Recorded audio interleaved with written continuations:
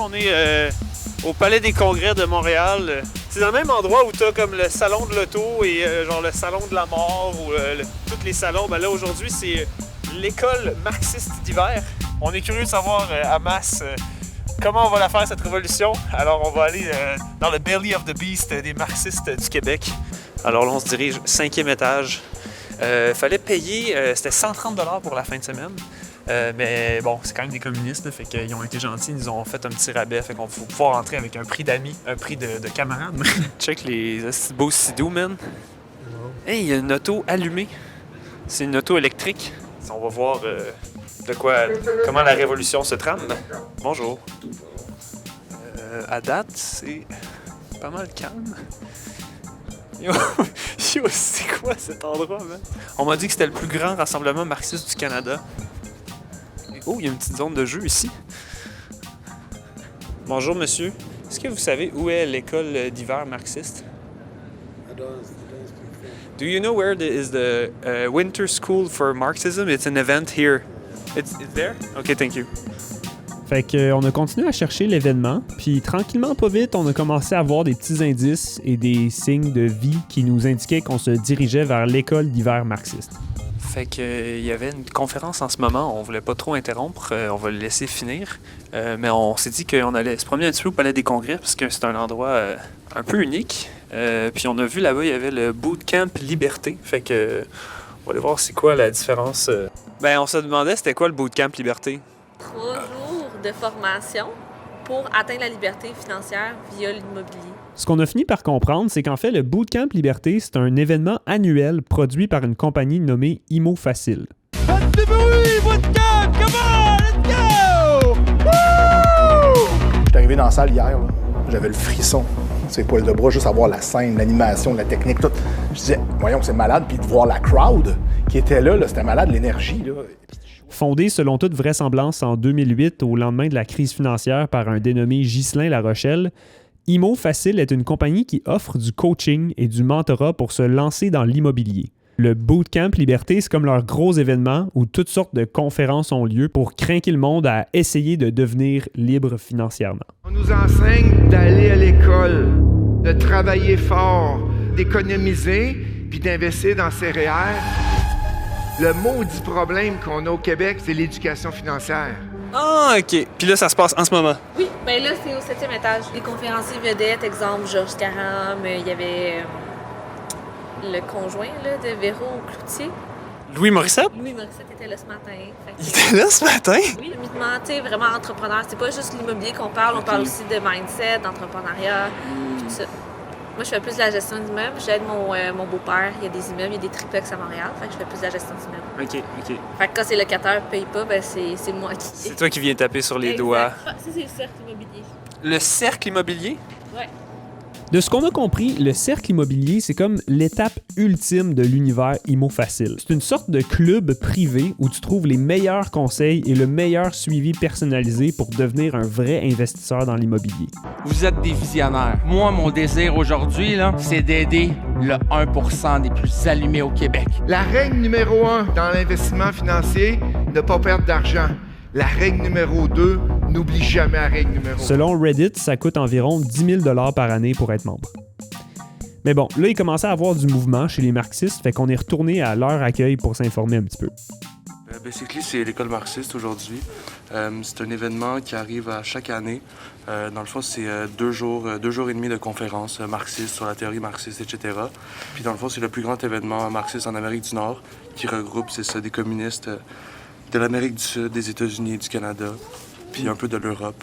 Puis c'est pour ça qu'on s'organise à travers le monde, pour que si un jour, pendant une révolution, il y ait une de nos sections qui puisse prendre la tête du mouvement puis réussir à prendre le pouvoir avec les travailleurs, ça puisse comme déclencher une réaction en chaîne, puis où les autres sections à l'international puissent compléter ça, dans le fond. Puis ça, on pourrait dire que c'est un peu la position trotskiste. C'est quoi la fin en soi dans ce cas-là pour vous? La fin en soi, dans le fond, ça serait lors d'un mouvement de masse, prendre la tête du mouvement puis être un leadership dans le mouvement pour éventuellement abolir le capitalisme, dans le fond. Puis, Est-ce que vous êtes au courant qu'à côté, il y a un bootcamp Liberté? Ouais, on est au courant de ça, on en a parlé, ça a été mentionné rapidement ce matin. Ouais, c'est tout à fait compréhensible. Là. Ce monde-là, il cherche, dans le fond, il cherche à comme s'émanciper du travail puis du rapport salarial. La liberté financière, ça se construit pas avec un salaire. Ça se construit avec des systèmes qui génèrent des revenus passifs. Dans une société où, littéralement, toute l'économie puis le pouvoir est dirigé par une clique de milliardaires, c'est tout à fait compréhensible qu'il y ait du monde qui choisissent ou qui veulent s'émanciper de la soumission, dans le fond. En fait, on fait un peu la même chose, c'est juste de différentes façons. Eux, ils veulent s'émanciper, par exemple, de manière individuelle, par le capitaliste, dans le fond, place d'être exploité à être un exploiteur. Puis nous, dans le fond, on veut libérer l'entièreté de la société du jeu du capitalisme puis de l'exploitation, dans le fond.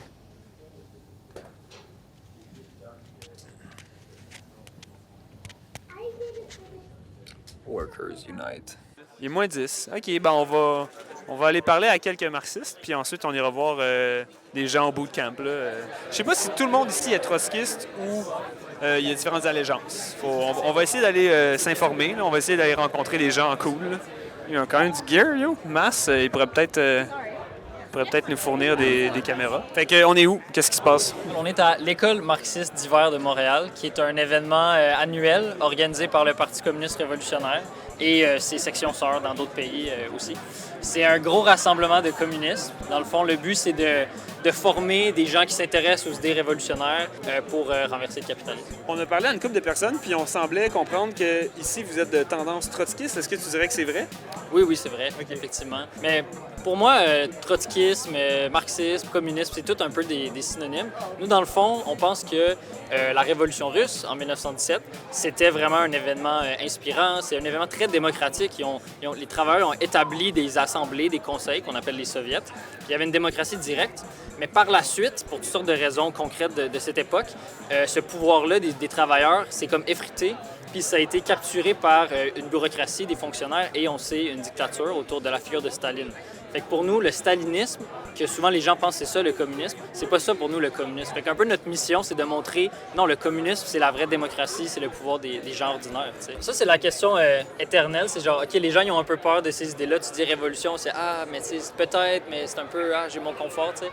Mais moi, je pense qu'il y a vraiment un piège dans lequel beaucoup de monde tombe, qui est que si tu luttes pas ouvertement pour ce que tu veux, tu te ramasses à rassembler des gens autour d'une idée qui n'est pas la tienne. Mais un truc qu'on a réalisé, puis ça fait pas très longtemps, ça fait 2 ou 3 ans, avant le PCR, le Parti communiste révolutionnaire, ça s'appelait pas le PCR. On était une plus petite organisation qui s'appelait la Riposte socialiste.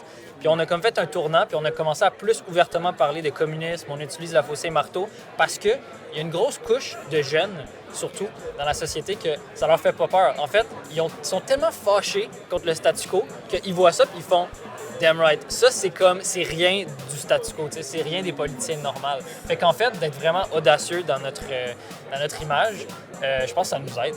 Vous, t'es TikTok?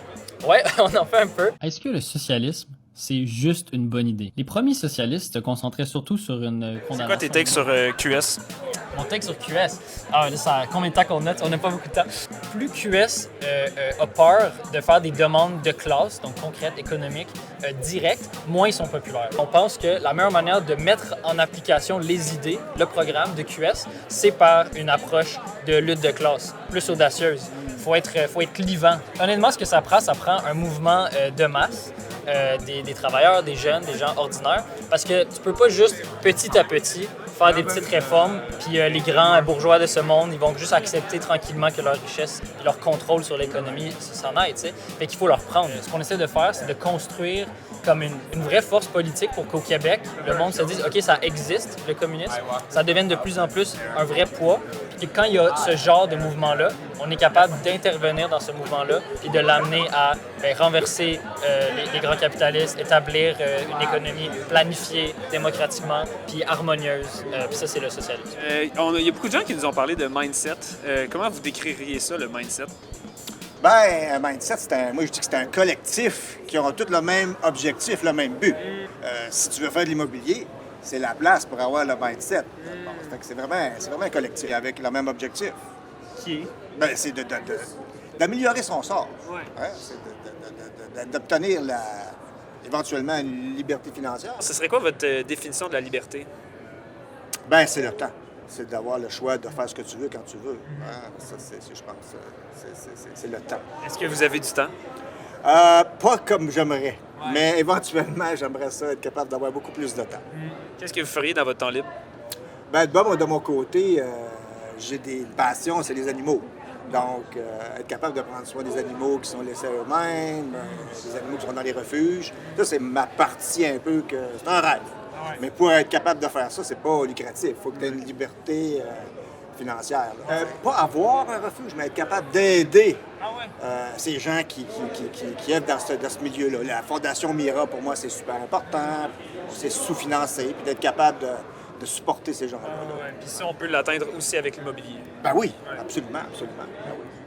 Do you think like sometimes these type of events or political parties have this criticism that they feel stuck in history? I think that revolution is, it's just like when a mass of people want to make a great change, right? They want to change the system they're in. So if you look at Nepal, you look at these like Gen Z revolutions that don't have the theory behind it to make them like a true communist revolution, I would still call those revolutions, but I wouldn't say that they're a revolution in the sense that we're calling for, with like a workers' state. Like we have a particular transitional program that we want to implement, and we have an end goal that we're aiming towards. You look at like Nepal, even Madagascar, you see these things pop up, but they don't have the awareness or the theory behind it to be able to have the momentum to turn it into, a successful revolution. How do you put that theory in their hand or brains? You go like, is there an antenna of the party in Madagascar? I'm actually not sure. No.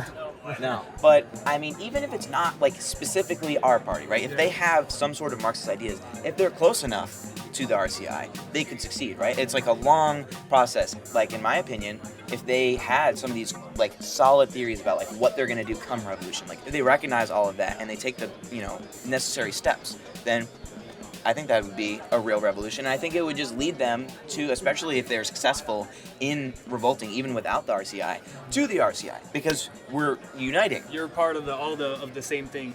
En fait, dans les deux congrès, on regroupait des gens qui aspirent tous et toutes à un idéal commun en réponse à un monde en crise. Avec l'inflation, les changements climatiques, les gouvernements qui font n'importe quoi avec nos impôts, il n'y a rien qui est moins sûr que ça. D'un côté, on espère que tous les gens opprimés du monde se révoltent et que le système tombe.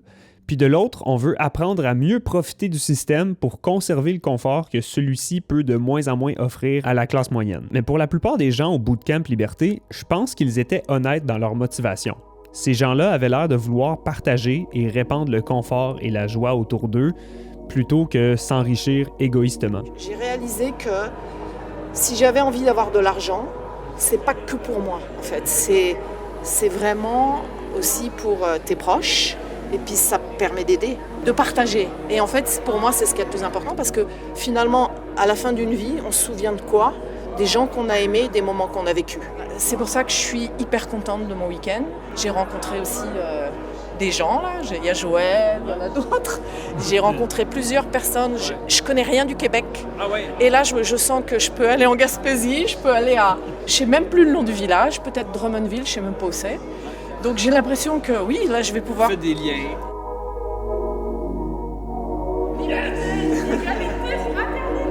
Puis le programme de Ghislain leur vendait ce rêve-là de manière très très concrète. Je veux dire, d'un côté, t'as un théoricien russe né il y a un demi-siècle qui s'est fait assassiner par Staline parce qu'il proposait une lecture trop horizontale et internationale du communisme. Puis de l'autre, un bonhomme dans la cinquantaine qui habite sur la rive sud qui donne des formations en immobilier puis des petits certificats quand ses étudiants atteignent un nombre de portes. Disons qu'il y a un type d'émancipation qui se présente comme étant plus accessible. Je veux dire, ils ont littéralement mis le mot « facile » dedans. Mais surtout, comparé à Trotsky, Ghislain avait vraiment l'air d'avoir un effet sur ces gens-là. On pouvait voir dans leurs yeux qu'ils étaient profondément touchés par leur expérience, aussi manufacturée, commerciale et superficielle soit-elle. Si Trotsky a légué des débats théoriques sur la révolution ou la réforme, Ghislain faisait vivre des émotions aux gens, des vibes. C'est un homme de cœur, puis quand il parle, on sent qu'on peut connecter avec lui. C'est quasiment notre père, notre frère, notre ami. Ghislain, c'est un super pédagogue. Je pense que c'est un homme de cœur. Je pense qu'il est fondamentalement honnête. Fait que pour avoir un avis éclairé sur le sujet, on a questionné des producteurs de vibes. Puis là, vous faites quoi ici? On anime la foule avec des bâtons comme ça. On donne de l'énergie aux gens, des sourires. Ah ouais? Tu vois un exemple? Un exemple. Allez, allez. C'est quoi la vibe en haut? Il y a beaucoup de gens qui sont à fond quand même. Ah ouais? Ouais, des gens qui sont à fond, des gens qui passent sur scène et qui témoignent, qui disent leurs difficultés dans la vie, ce qu'ils ont appris, donnent des conseils aux gens. Tu savais que là-bas, il y a un truc marxiste? Non, c'est l'opposé ça, non? Moi je dirais je suis plus de leur côté à eux, dans le sens sourire, avoir de l'énergie dans la vie, aider les gens, avancer en équipe. Je suis plus dans cette optique-là. Mais bon, au final, les marxistes et les membres du Bootcamp Liberté s'entendaient quand même sur certains points. Right? We're all humans. The vast majority of people don't want war. They don't want suffering, right? And people, once this theory comes out from the shadows that capitalism has fucking tossed it into, you're gonna get just a lot of people who are for this internationalism. Les humains, ils ont toujours besoin de sentir qu'on parle avec eux. Enfin, je veux dire, c'est pas... On est tous pareils, quoi, honnêtement. Honnêtement, on est finalement au fin fond de nous-mêmes, on a tous un peu les mêmes besoins. Donc après, c'est une question de culture, d'environnement qui peuvent changer, mais on a tous besoin du regard des autres, de faire les choses avec les autres, de se sentir respecté, apprécié. Donc... C'est quoi ton take sur le mindset? Je dirais que chacun devrait trouver sa philosophie de vie en fonction de ce qu'il vit. Et où ça peut être, c'est bien de donner des conseils, mais il faut pas employer exactement tous les conseils des gens, se faire sa propre histoire à soi.